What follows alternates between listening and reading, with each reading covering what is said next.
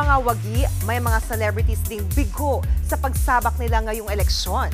Sa congressional race, hindi pinalad sa kanilang kandidatura sina Marco Gumabaw, EJ Falcon, dating action star Ray Malonzo at dating swimmer na si Eric Buhain. Sa vice-gobernador naman, nabigo rin si Luis Manzano sa kanyang unang pagtakbo.